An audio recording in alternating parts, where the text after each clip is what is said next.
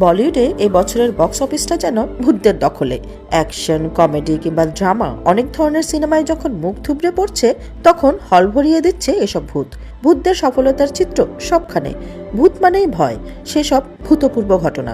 সিনেমায় বাজিমাত করতে ভূত আর কমেডির ভূমিকা মোটেই ছোট না, তাই প্রমাণ করলো আবারও বলিউড। অশুভ আত্মা, ভূত, প্রেত আর প্রতিহিংসাপরায়ণ ডাইনিরা বলিউডে ফিরে আসছে আবারও। 2024 সালে ইন্ডাস্ট্রির সবচেয়ে বেশি আয় করা সিনেমাগুলোর মধ্যে বেশ কয়েকটি হচ্ছে হরর সিনেমা।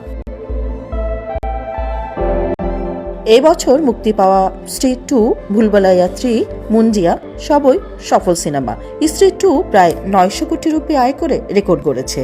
আর প্রায় 6 বছর আগে মুক্তি পাওয়া তুম্বর এবছর আবারও মুক্তি দেওয়া হয়েছে। প্রথমবারের চেয়ে 3 গুণ বেশি ব্যবসা করেছে এই সিনেমাটি। এই ট্রেন্ড শুরু হয়েছিল অজয় দেবগনের সাইকোলজিক্যাল হরর সিনেমা শয়তান দিয়ে।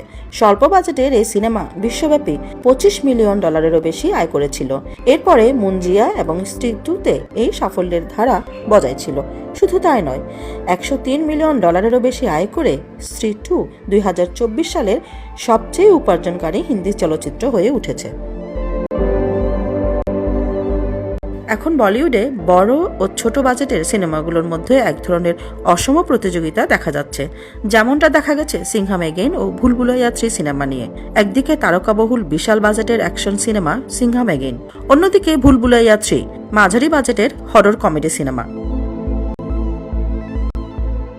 সিংহাম এগেইন সিনেমায় বলিউডের 5 তারকা অভিনেতা অভিনয় করেছেন। তারা হচ্ছেন অজয় দেবগন, অক্ষয় কুমার, কারিনা কাপুর, দীপিকা পাড়ুকোন ও রণবীর সিং। সিনেমাটি 4 দিনে বিশ্বব্যাপী 1.86 বিলিয়ন রুপি আয় করেছে। অন্যদিকে তুলনামূলকভাবে তরুণ অভিনেতা কার্তিক আরিয়ানের ভুলভুলাইয়া 3 কম বাজেটের হলেও এই সিনেমার পারফরমেন্স তুলনামূলক বেশি ভালো। অ্যাডভেঞ্চার এবং হাস্যরসে ভরপুর এই সিনেমাটি দেখতে দর্শকরা হলে ভিড় জমাচ্ছেন। এসব সিনেমার সাফল্যের মধ্য দিয়ে বলিউডে সম্প্রতি একটি নতুন ট্রেন্ডের ধারাবাহিকতা দেখা যাচ্ছে।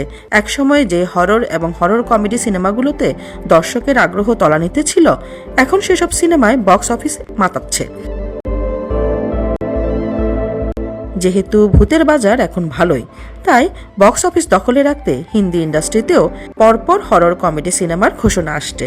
প্রিয় দর্শনের সঙ্গে হরর কমেডি সিনেমা ভূত বাংলোয় নাম লিখিয়েছেন অক্ষয় কুমার। অন্যদিকে আনন্দ এল রায়ের পরিচালনায় ভৌতিক গল্পের নই নভেলি শুরু করছেন কৃতি শ্যানন। বলিউডে ভূতের সিনেমা আগেও তৈরি হয়েছে, কিন্তু তা ছিল অনেকটা পেছনের সারিতে। প্রধান সারির তারকাদের সেসব সিনেমায় কমই দেখা যেত, কিন্তু এখন মেইন স্ট্রিম সিনেমার সুপারস্টাররাই ভূত হচ্ছেন। বক্স অফিসে সাফল্য পেতে ভূতদের বাজার যে ভালো, তার প্রমাণ তো পাওয়াই যাচ্ছে। মজার বিষয় হলো, এই হরর সিনেমার মধ্যে অনেকগুলোই সমালোচকদের কাছ থেকে ভালো রিভিউ পায়নি। এমনকি কিছু কিছু তো বাজে গল্পের জন্য সমালোচনার মুখেও পড়েছে।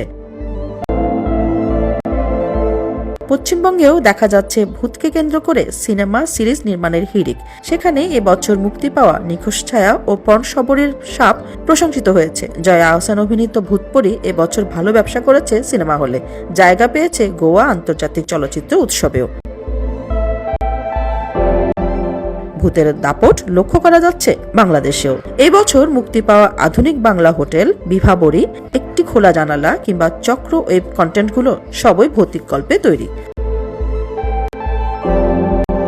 হরর সিনেমার একের পর এক সাফল্য বলিউডকে যেমন নতুন জীবন দিয়েছে বলে মনে করা হচ্ছে, তেমনি পশ্চিমবঙ্গে আর বাংলাদেশেও সফলতা দেবে বলে মনে করছেন সংশ্লিষ্টরা।